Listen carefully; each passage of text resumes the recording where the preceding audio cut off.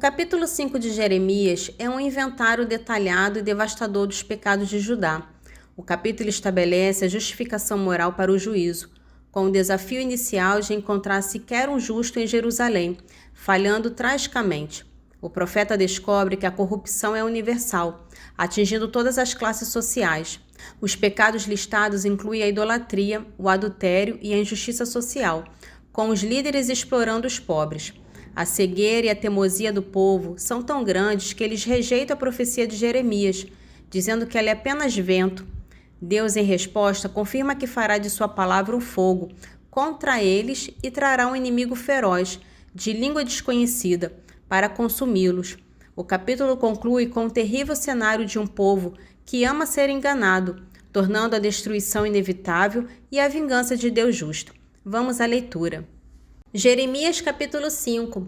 Percorrei as ruas de Jerusalém, olhai, perguntai, procurai nas praças, vede se nelas encontrais um só homem que pratica justiça e que seja leal, então eu perdoarei a cidade. Mesmo quando juram pela vida de Deus, é para prestar falso juramento. Senhor, não se comprais o vosso olhar em contemplar a lealdade? Vós os feris e eles não sentem a dor. Vós os abateis e recusam aceitar a correção. Mais duro que o rochedo, apresenta um semblante, recusando converter-se. E a mim mesmo eu dizia, são apenas vulgares e insensatos, porque não conhece os caminhos do Senhor, a lei do seu Deus. Irei procurar os grandes para falar-lhes, pois que eles conhecem as sendas do Senhor, a lei do seu Deus. Mas todos esses também quebraram o jugo e romperam os laços. Eis porque o leão da floresta os ferirá, e o lobo da estepe os dizimará. A pantera os espreitará em suas cidades, e aquele que dela sair será despedaçado. Porquanto numerosos são os seus delitos, e sem conta as suas revoltas. Por que perdoar-te? Teus filhos abandonaram-me, juram por deuses que não o são. Como leios de dons, e eles cometem o adultério, acercando-se das casas de devassidão. Garanhões bem nutridos no calor do cio, cada qual relincha ante a mulher do próximo. E não os punirei por esses crimes? Oráculo do Senhor. Não se vigaria minha alma de semelhante nação? Escalai muros de minha videira, destruía, mas não aniquileis completamente. Arranquei-lhes os sarmentos, porquanto não pertence ao Senhor. A casa de Israel e a casa de Judá foram-me infiéis, oráculo do Senhor. Renegaram o Senhor e exclamaram, não há Deus, nenhum mal vos advirá, não veremos a espada e a fome. São apenas ventos profetas, de ninguém são arautos, assim lhe aconteça a eles mesmos. Por isso o Senhor Deus dos Exércitos vos diz, já que tendes essa linguagem, vou introduzir minhas palavras como fogo em tua boca, e esse povo fazer lenha que a chama devorará. Ó casa de Israel, vou lançar contra vós uma nação que vem de longe, oráculo do Senhor, nação antiga e poderosa, da qual não compreendes a linguagem e ignoras a fala. Sua aljava é qual sepulcro escancarado, e seus homens todos são valentes. Ela devorará tuas searas e teu pão, devorará teus filhos e tuas filhas, devorará teus rebanhos e teu gado, devorará tuas vinhas e tuas figueiras. A ponta da espada conquistará as praças fortes, nas quais deposita tua confiança. Mesmo, porém, naqueles dias, disse o Senhor, não vos exterminarei de todo. E quando disserdes, por que assim nos tratou o Senhor Deus? Responderás, assim como me abandonastes para servir em vossa terra a deuses estrangeiros, assim também servireis a estrangeiros em terra que não é a vossa. Anunciai isto à casa de Jacó. Proclamai o que segue a terra de Judá. Escutai bem, povo insensato e sem inteligência, vós que tendes olhos para não ver e ouvidos para não ouvir. Não temeis a minha face, oráculo do Senhor. Não tremeis diante de mim, e eu fixei a areia como limite ao mar, barreira eterna que não será ultrapassada? Por mais que se lhe agitem as ondas, são impotentes, murmuram, mas não vão além. Enquanto tiver esse povo um coração indócil e rebelde, recuará e irá embora. E em seu coração não dirá, temamos ao Senhor nosso Deus, que no tempo devido nos manda a chuva do outono e a chuva da primavera, e nos garante as semanas destinadas à colheita. Foram vossas iniquidades que alteraram essa ordem, vossos pecados que vos privaram desses bens.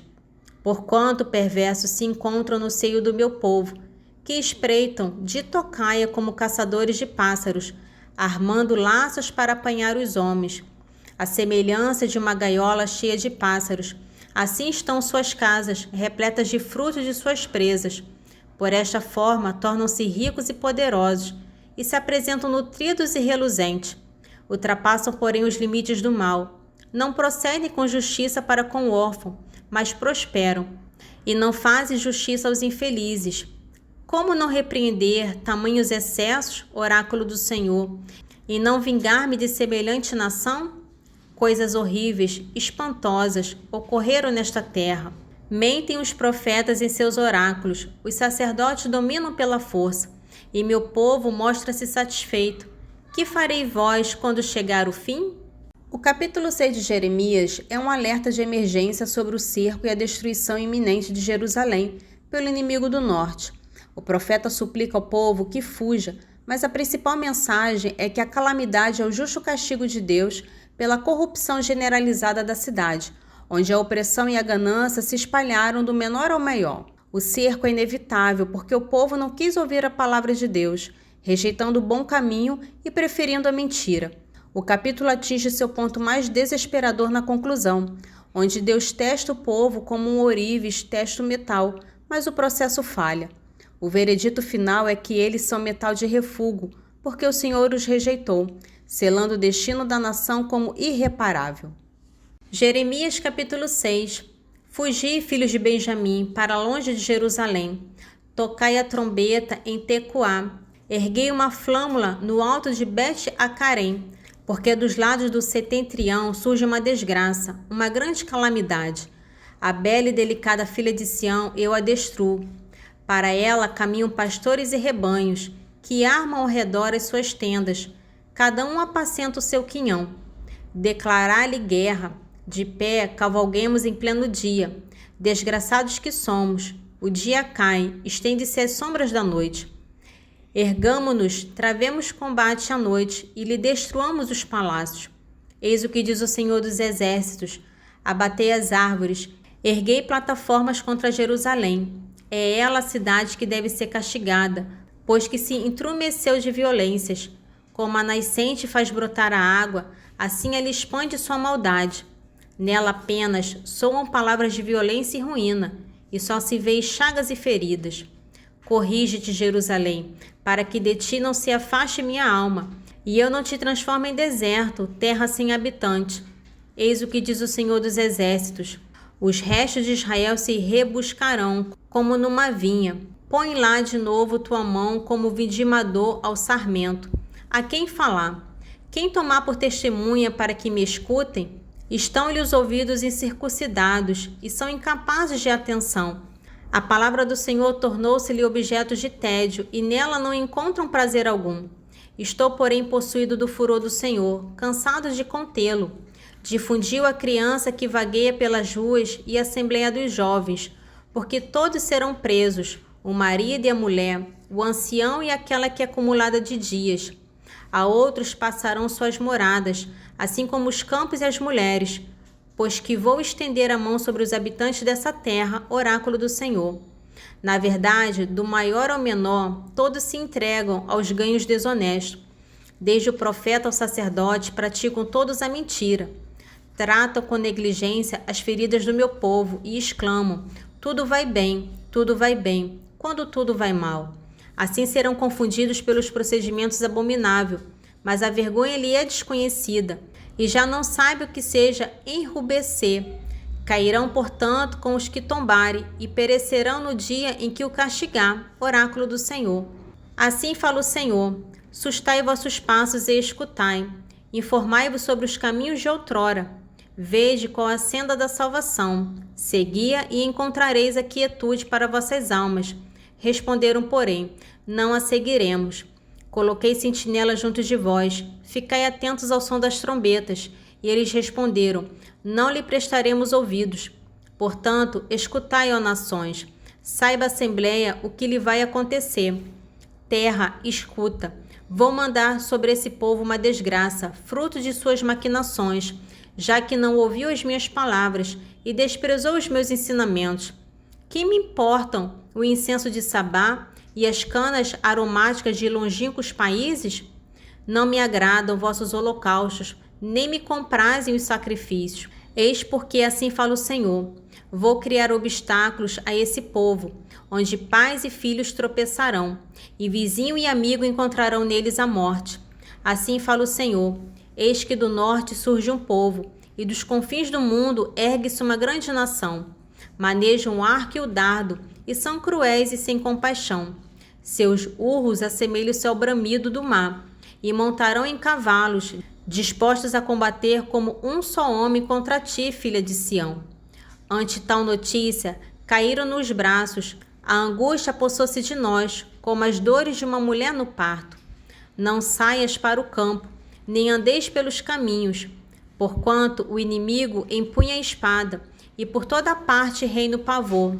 Ó filha de meu povo, veste o saco, revolve-te nas cinzas, cobre-te de luto como se fora por um filho único, e ecoem teus amargos gemidos, porquanto vai cair de repente sobre nós o devastador. Qual experimentador de metais, coloquei-te entre meu povo, para que lhe conheças e examines a conduta. São rebeldes entre rebeldes, caluniadores, depravados e de coração duro como cobre o ferro. Queimou-se o fole, o chumbo se esgotou. Fundiram em vão o metal e o refundiram as escórias, porém não se soltaram. Chamai esse povo de moeda falsa, pois que o Senhor o rejeitou. O capítulo 6 de Efésios encerra a carta com instruções práticas e um chamado à batalha. A seção inicial trata das relações familiares e de trabalho, instruindo filhos a honrarem seus pais e lembrando para pais e senhores, existe um único Senhor no céu que não faz distinção. A parte mais famosa do capítulo é o chamado à guerra espiritual. Paulo adverte que a luta não é contra pessoas, mas contra as forças espirituais da maldade, e exorta o cristão a revestir-se de toda a armadura de Deus. Essa armadura é composta por elementos defensivos, verdade, justiça, evangelho, fé, salvação, e uma única arma ofensiva, a palavra de Deus. A carta é selada com um apelo para que o uso da armadura seja acompanhado de oração e súplica constante, encerrando com uma bênção de paz, amor e graça. Efésios capítulo 6. Filhos, obedecei a vossos pais, segundo o Senhor, porque isso é justo. O primeiro mandamento, acompanhado de uma promessa, é: honra teu pai e tua mãe, para que sejas feliz e tenhas longa vida sobre a terra. Pais, não exaspereis vossos filhos. Pelo contrário, criai-os na educação e doutrina do Senhor. Servos, obedecei aos vossos senhores temporais, com temor e solicitude, de coração sincero como a Cristo, não por mera ostentação, só para agradar aos homens, mas como servos de Cristo, que fazem de bom grado a vontade de Deus. Servi com dedicação como servos do Senhor e não dos homens. E estais certos de que cada um receberá do Senhor a recompensa do bem que tiver feito, quer seja escravo, quer livre. Senhores, procedei também assim com os servos. Deixai as ameaças e tende em conta que o Senhor está no céu, Senhor tanto deles como vosso, que não faz distinção de pessoas. Finalmente, irmãos, fortalecei-vos no Senhor, pelo seu soberano poder. Revesti-vos da armadura de Deus, para que possais resistir às ciladas do demônio.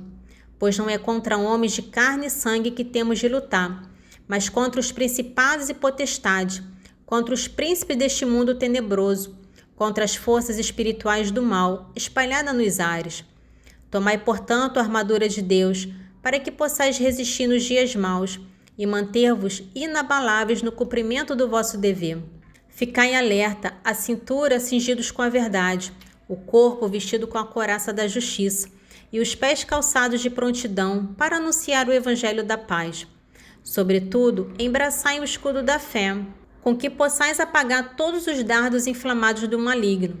Tomai, enfim, o capacete da salvação e a espada do Espírito, isto é, a palavra de Deus. Intensificai as vossas invocações e súplicas. Orai em toda circunstância pelo Espírito, no qual perseverai em intensa vigília de súplica por todos os cristãos. E orai também por mim, para que me seja dado anunciar corajosamente o mistério do Evangelho, do qual eu sou embaixador prisioneiro, e que eu saiba pregoá-lo publicamente e com desassombro, como é meu dever, e para que também vós estais a par da minha situação e do que faço aqui. Tíquico, o irmão muito amado e fiel, ministro no Senhor, vos informará de tudo. Eu vou-lhe envio precisamente para isto, para que sejais informados do que se passa conosco e para que ele conforte os vossos corações. Paz aos irmãos, amor e fé da parte de Deus Pai e de nosso Senhor Jesus Cristo. A graça esteja com todos os que amam nosso Senhor Jesus Cristo, com amor inalterável e eterno. Nesse trecho do Salmo 104, serve como alicerce histórico da fé de Israel. O salmista ancorou a adoração do povo na fidelidade inabalável de Deus, a aliança jurada aos patriarcas e com a promessa da terra como herança.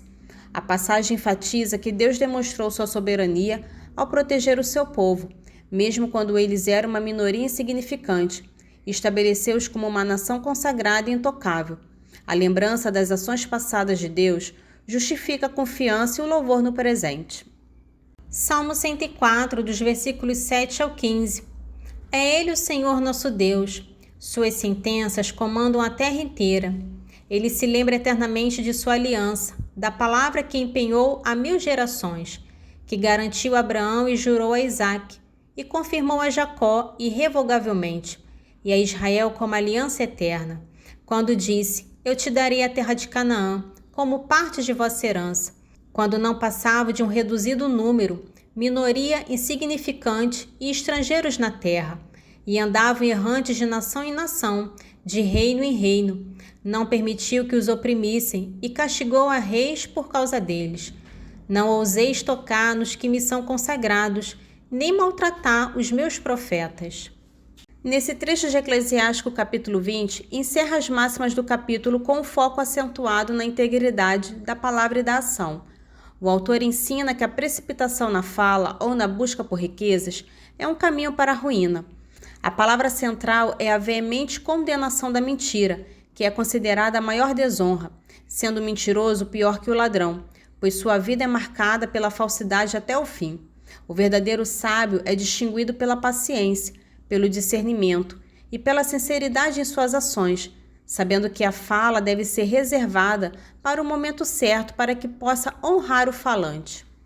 Eclesiástico 20, dos versículos 21 ao 33. Um homem desagradável é como uma história ruim, que se acha continuamente na boca das pessoas mal educadas. Será mal recebida a máxima que sair da boca do insensato, pois que ele a diz fora de tempo. A quem se abstenha de pecar por falta de meios, mas ressente o aguilhão do pecado até em seu repouso. A quem perca sua alma por causa do respeito humano, perde acedendo a uma pessoa imprudente, perde-se por atender demasiadamente uma pessoa. Há quem por falsa vergonha faça uma promessa a um amigo, e dele se faça gratuitamente um inimigo. A mentira é no homem uma vergonhosa mancha.